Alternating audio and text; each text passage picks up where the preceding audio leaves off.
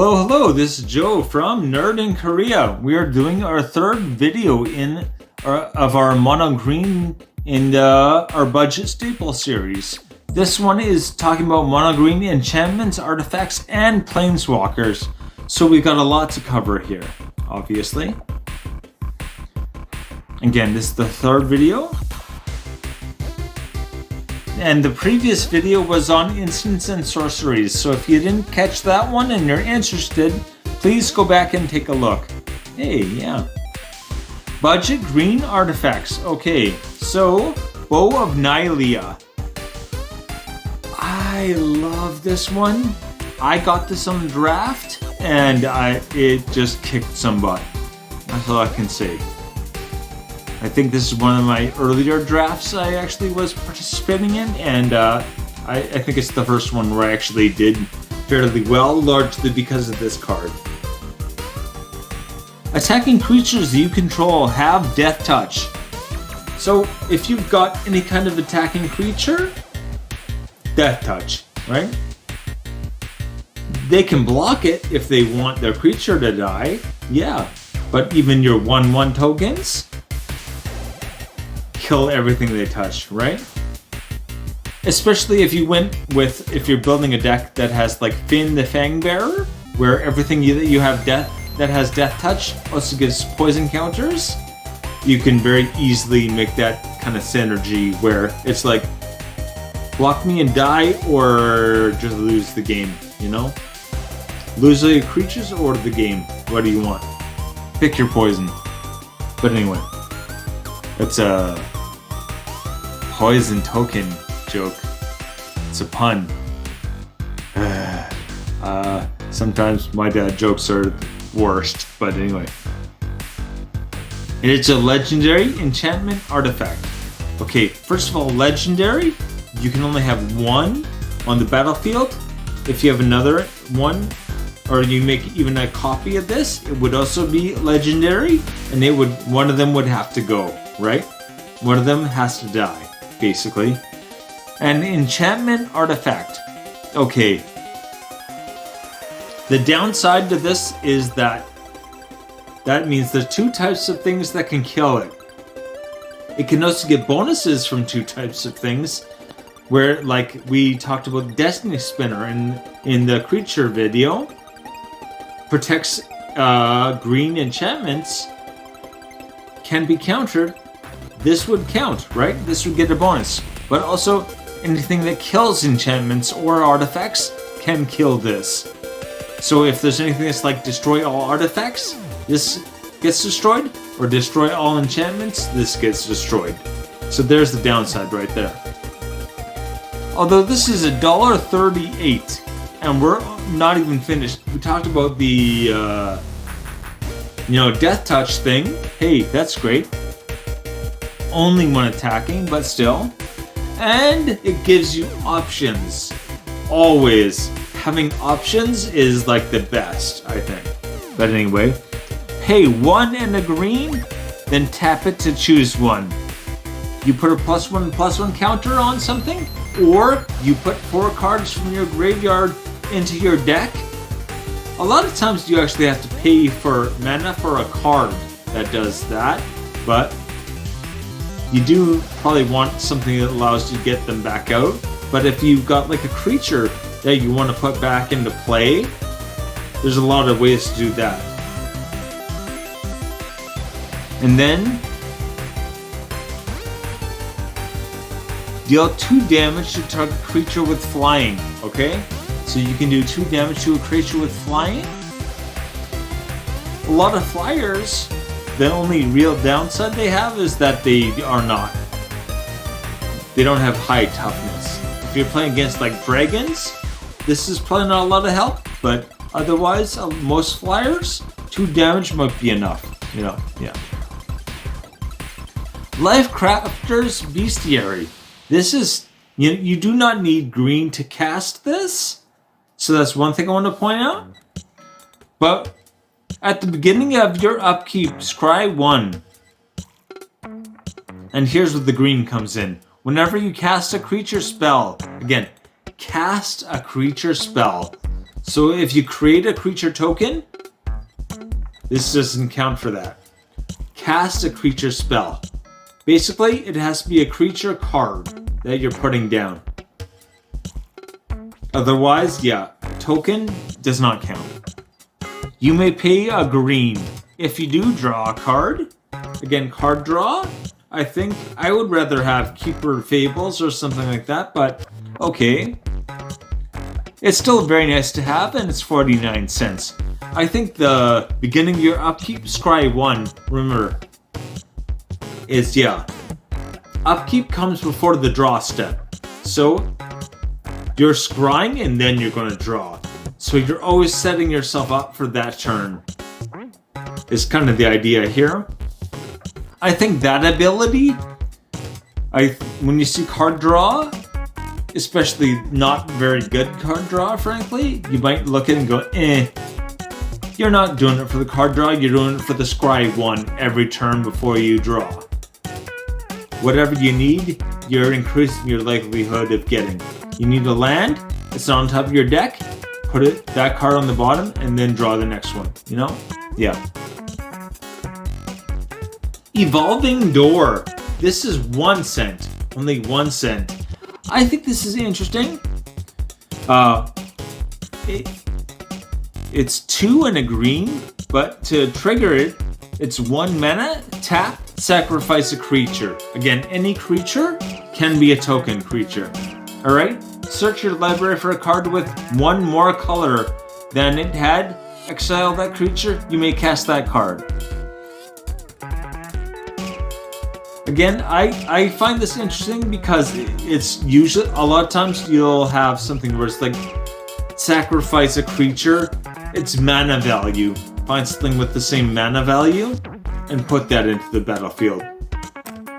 Here, it doesn't care about mana, or mana value. It's how many pips it has, right?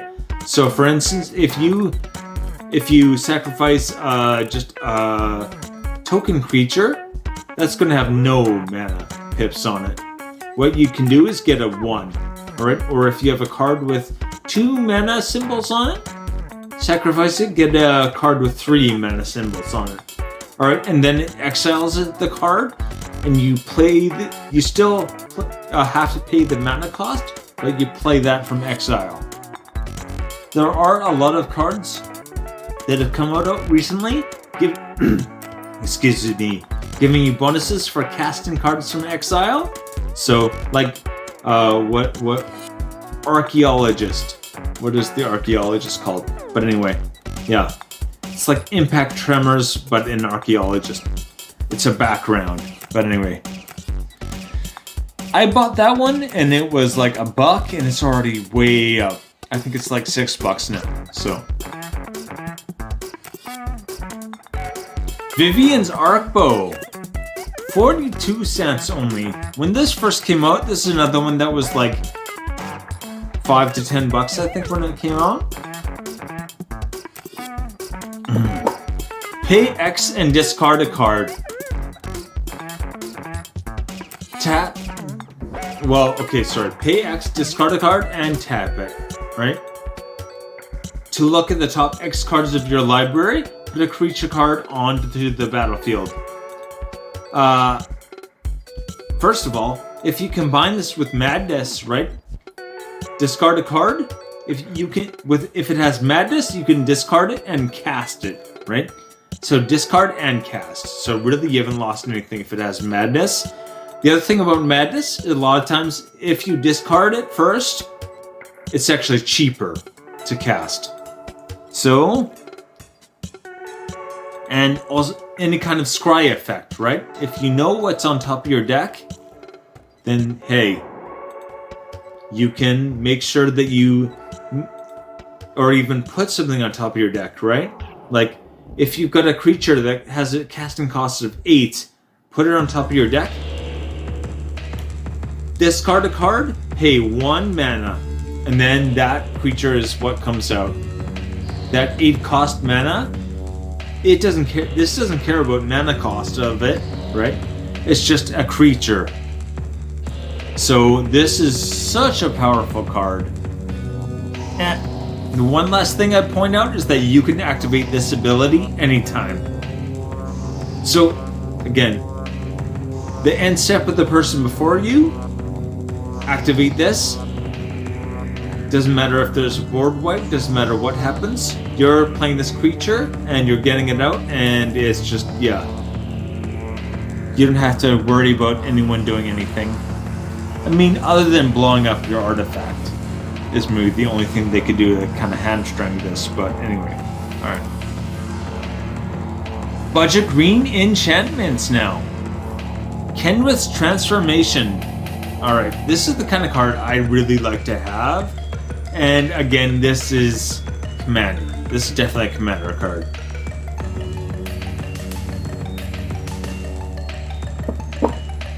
It is also $1. And the nice thing about this is that it's an aura you put on a creature, and when it ETBs, when it enters the battlefield, first of all, you get to draw a card. That's always nice, drawing a card. Again, it's 1 in a green, and you get to draw a card in green. That's already not bad. You know, if it only did that, obviously you wouldn't play it, but enchanted creature loses all abilities and is a green elk with base power 3/3. Cast this on someone's commander. Their commander is a 3/3 elk with no abilities. So it's really the only way you can lock down a commander is to kind of make it into something else and trap it on the battlefield. If you kill it, it'll just go back to the command zone, right? If you want to exile it, you can't. It just goes back to the command zone. Transform it into an elk? Yeah. Well, then it's an elk. Elks don't get to go to the command zone. Elks. Elk. Elk is plural. But anyway, alright. Elks. I can't believe I said that. I'm getting worse. I've been here for like 15 years. I've been teaching English. Yeah, just terrible. Anyway, Curse of the Clinging Webs. This is a great counter strategy. This is a card I think everyone should have. Whenever a non-token creature enters the battle or player controls dies, exile it and create a 1/2 green spider creature token with reach. Alright, so you being able to create these tokens with reach, hey, that is already very, very good, right? But you're going to be blocking flyers and they're losing their creatures. Okay, so this, I think one thing that is unusual about this, a lot of these kind of aura curse things, they incentivize people to attack opponents. This doesn't really. This just shuts down. If they have a graveyard strategy, right? If they're trying to get creatures back out of the graveyard, especially activating ETBs over and over again, enter the battlefield effects or death triggers over and over and over, shuts it down, right? Immediately, basically turns off their deck. So if they don't have something to kill an enchantment on hand, their game is just, you know, you hit pause on their game until they're able to get this back online. This is another one of those cards that just you should have lying around because you're going to need it against some decks, right? I think some players are very predictable and will do things like this frequently. It can be a favorite tactic of someone, maybe. And this is just an off switch, right? Like, okay, well, you're not doing that anymore. We're done. For $1.10, an off button on someone else's deck is pretty awesome. Garrick's Uprising. Okay. So, this does so much. Alright. This is like a very green card. This is like a green card screen card. That wasn't a pun. I swear. I swear. Anyway. Your creatures have trample. ETB. If you control a creature with power 4 or greater, draw a card. So when this comes in, if you do have a card with power 4 or greater, and if you're playing green, you probably do. It's very easy to fulfill this condition and draw a card.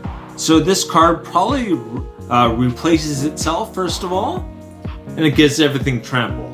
So already, with just those two things, I would say it's worthwhile, right? It's 2 and a green, it costs 40 cents. Like, why not? But it still has a third effect. This is where it gets almost like broken, where I don't know why this is 40 cents. This, again, is one of those cards where you're like, yeah, magic card values don't mean anything. They don't. No. Anyway, alright. Whenever a creature with power 4 or greater enters the battlefield, you also draw a card. So you're just playing cards, right? Playing creature cards. And it could be if you've got a way of making, like, for instance, 4/4 angels maybe, right? Those 4/4 creature tokens are still going to trigger this. This doesn't say non-token, once again, so you're drawing cards, even from making token creatures that are basically just blockers.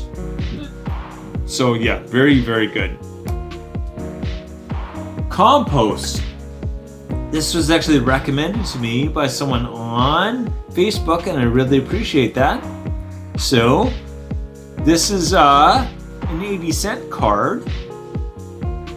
I have this. I have a different version. I thought I had the oldest version, and then I look it up, and I see this, and I'm like, oh! I've got one with like a scary-looking druid on it. I thought that was the old one. Nope, this is the original one. But anyway. Whenever a black card is put into an opponent's graveyard, you draw a card. Once again, a lot of formats, not great. You're taking a risk. It's like, is someone going to have black? Something like Commander. Yeah, someone's going to have black in Commander, right? You've got 3 opponents. No one playing black. You know, it does happen, I'm sure. It's not going to be common. Especially, like, black is probably one of the most popular colors. I would be shocked. Again, black card. Not black creature. Not black, you know, instant. Not black sorcery. Not black enchantment. Black card. Just any black card. You draw a card. So they cast a blue. Oy, my brain is already fried. Okay. It's Thursday, okay? It's not easy. Thursday, I mean, I know Wednesday's hump day. Thursday is just awful. But anyway. Alright, so you draw a card, right? So that's, again, that kind of thing where your opponent is going to have to think, like, wait a second, do I want to do that? I am helping this person. Like Rod of Absorption for blue was where they actually have to, you're kind of adding a condition to them doing anything. You're making it harder for them to just like do what they want to do. Or you're making it more complicated. Complicated decision-wise, I guess, is what I should clarify. But anyway. That really does have a big effect, alright? That really does. The more people have to go, wait a second, should I do this? Because here's an extra step they just stapled on here. I don't just have to think, oh, do I have the mana? Do I have the card? Do I want to use this card right now at this time for this effect? I also have to worry about, oh, if I do use it, this guy is going to get to draw a card. It's going to help my opponent draw cards. And maybe they're looking at you and you've got like, you know, 1 or 2 cards in hand and they're just like, okay, well, that's going to help him too much. I'm just going to pass. you know, I'll maybe I just won't use that ability or spell right now. Again, 80 cents, not bad for that one. And budget green planeswalkers.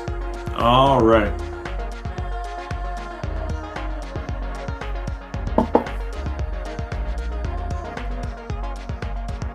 So this I've got in my +1/+1 counters deck, and I really like this card.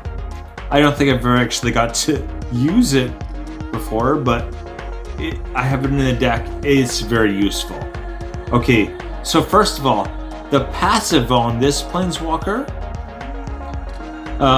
your creatures with +1/+1 counters on them may be tapped for any color. Again, it makes everything with a +1/+1 counter into a mana dork, right? It's a mana dork that can create anything you want. This, I think, would be very nice with like a Wooburg strat. Wooburg meaning all 5 color. An all 5 color deck that wants to make like +1/+1 counters.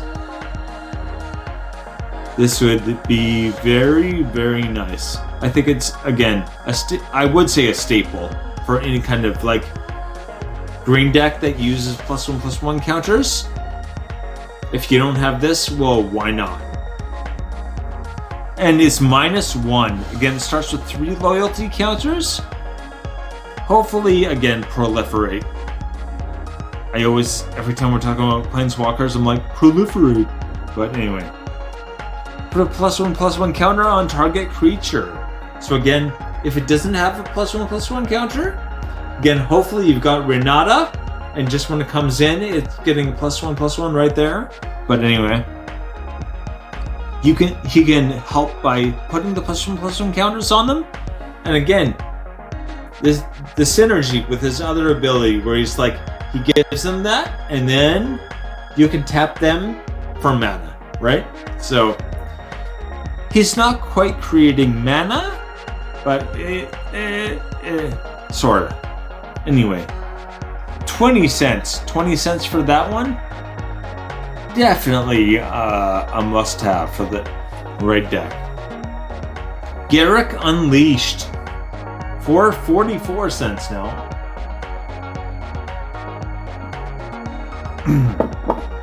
Starts with 4 loyalty counters, and for +1, he gives the creature +3/+3 and trample until end of turn. Great starting ability, a great +1. You love giving things trample, and +3/+3. That's a lot of extra trample, right? -3, create a 3/3 beast token. Also, if someone else has more creatures, he gets a loyalty counter. Kind of needlessly confusing in a way.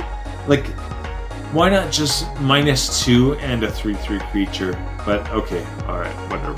Yeah. So you -3 him, and then you make a beast token, and then if you still don't have the most creatures, he gets a loyalty counter. So he's, again, that is -2. Okay, sorry. It is -2, not -3. But yeah, so it ends up being a -1 instead of a -2. Yeah, okay. And for -7, again, Emblem. I talked about this with the blue as well. Or was it white? Yeah, it was white. Sorry.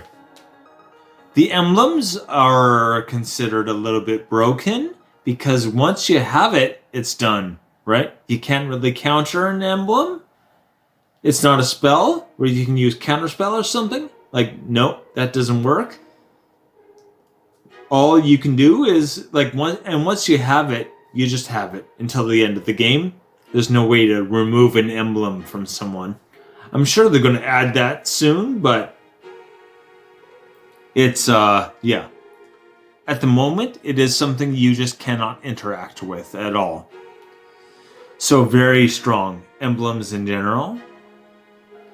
And this one allows you to search your library for a creature and put it into play at the end of your turn. So the end of every one of your turns, you're just like, Oh, I'll pick up my library, take a creature, throw it on the battlefield. Every single turn, just keep throwing things down. Doesn't matter how much they cost, doesn't matter anything, right? You just keep, especially like you got an opponent where you're like, oh, this person has some kind of threat I need an answer for. You're going to have something in your deck that'll do that, right? Or if you're using him, you should. So again, green enter the battlefield effects is probably what he cares about. Anyway. And Freyalise Llanowar's Fury for 95 cents. Oh boy. I got donuts today. Create a bunch of mana dorks, then draw cards for having them. I think that is kind of hilarious. If someone else pulled that off in my game, I would be very annoyed. So it's the kind of thing where you go, ha ha ha. But anyway. Alright. Starts with 3 loyalty counters. And the +2, so that's nice, +2. Create a 1/1 elf druid creature token with tap to add a green mana. So she creates tokens that create mana. Again, she's creating mana dorks for you. Oof. Also, there's I think druids are probably one of the more stronger, whatever you want to call it, typo. I usually say typo. Kindred, right? That's the other one, Kindred. Because it was called typo for like 30 seconds and then people go, oh, what about Kindred? You know what? I don't care. Just pick one and stick to with it. That's how words work. You just use the word. But anyway.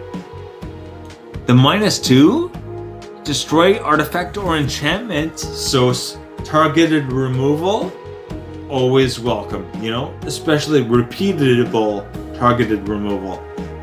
Very, very welcome. And the -6. So -6, most of them cost more than -6. That one, turn 1, you can use your +2. Turn 2, use your +2 again. You're at 7 already, right? Turn 3, you can use this already. Turn 3, after summoning her, draw a card for each green creature you control. Green creatures are very good at either being very big or very numerous. So if you got a deck where they're very numerous, or you make a lot of green token creatures, this is just an insane card.